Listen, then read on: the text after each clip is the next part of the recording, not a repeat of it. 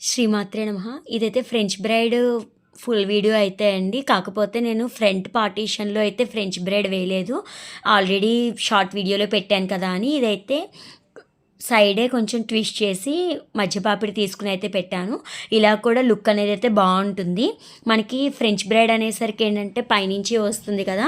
అలా అయినా వేసుకోవచ్చు. లేదు అంటే గనక మనం బ్యాక్ సైడ్ ఓన్లీ హెయిర్ దగ్గర కూడా పెట్టుకోవచ్చు. నేను లక్ష్మీ కాసు హెయిర్ హుక్స్ చేశాను. ఆ వీడియో అయితే ఆల్రెడీ అప్లోడ్ చేశాను షార్ట్ వీడియో. ఎవరైనా చూడకపోతే గనక చూడండి. నేను డిస్క్రిప్షన్‌లో అయితే లింక్ ఇస్తాను. ఇంకా అవి ఎలాగా చేశా కదా! హెయిర్‌కి పెట్టినట్టు ఉంటుంది. అడుగుతున్నారు ఫ్రెంచ్ బ్రైడ్ ఫుల్ వీడియో అని చెప్పి అయితే నేనైతే ఇది తీశాను. ఇంకా హెయిర్ హుక్స్ అయితే మెస్సీ బ్రైడ్‌కి చాలా బాగుంటాయి లుక్ అనేది. నేను ఎప్పుడో మెస్సీ బ్రైడ్ కూడా వేసి దానికి పెడతాను. ఇంకా లక్ష్మీ కాసే కాకుండా మనం డిఫరెంట్ ప్యాటర్న్స్లో కూడా చేసుకోవచ్చు హెయిర్ హుక్స్ అనేవి. ఇక్కడ నేనేంటంటే రెండు వైపులా హెయిర్ని అయితే ట్విస్ట్ చేసి పెట్టేసి మిడిల్లో క్లిప్ పెట్టాను. ఈ క్లిప్ కూడా రిటర్న్ గిఫ్ట్స్కి పెట్టానని చెప్పాను కదా, చేశానని. వాటిని నేను రెండైతే నాకు మా పాపకి యూజ్ చేసుకుంటున్నాము. ఇదిగోండి ఇక్కడైతే నేను ఫ్రెంచ్ బ్రైడ్ అనేది స్టార్ట్ చేశాను. చెప్పాను కదా ముందు వీడియోలో చెప్పినట్టు 3 పాయలు మనం కొంచెం సన్నగా కూడా తీసుకోవచ్చు అని ఇలా అయితే తీసుకున్నాను. ఇక్కడ హెయిర్ స్ప్రే అనేది చేసుకున్నాం అనుకోండి, మనకు ఇంకా హెయిర్ అనేది అయితే డిస్టర్బ్ అవ్వదు. ఇంకా మనం హెయిర్ స్టైల్స్ వేసుకునేటప్పుడు నెట్ కూడా వస్తుంది.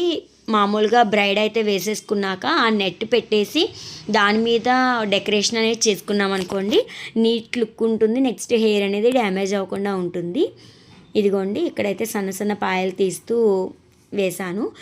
హిందూ సమ్మేళనం జరిగింది కదండి నిన్న, ఆ మీటింగ్కి అయితే వెళ్ళాం మేము కూడా. ఆల్మోస్ట్ 7 వరకు అక్కడే ఉన్నాము. చాలా బాగా జరిగింది. స్వామీజీ వారు వచ్చారు, ఆర్ఎస్ఎస్ గురించి అవి చెప్పారు. మా పిల్లలైతే కొంచెం ఇంట్రెస్ట్ లేకపోయినా కూడా చాలా కష్టంగా కూర్చున్నారు. తర్వాత స్వామీజీ వచ్చాక కొన్ని మంచి విషయాలు చెప్పారు కదా, అవన్నీ అయితే విన్నారు ఇంట్రెస్ట్గా.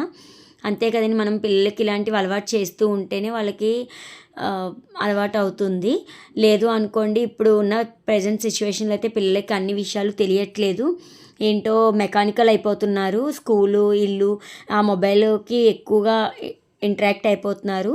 మొబైల్లో మనకి మంచి నేర్చుకోవచ్చు, చెడు నేర్చుకోవచ్చు. కానీ ఏంటంటే పిల్లలు ఎంటర్టైన్మెంట్కి అయితే బాగా ఇష్టపడుతున్నారు. అలా కాకుండా కొన్నిసార్లు ఇలాగా తీసుకువెళ్ళామనుకోండి, వాళ్ళకి మంచి విషయాలు తెలుస్తూ ఉంటాయి.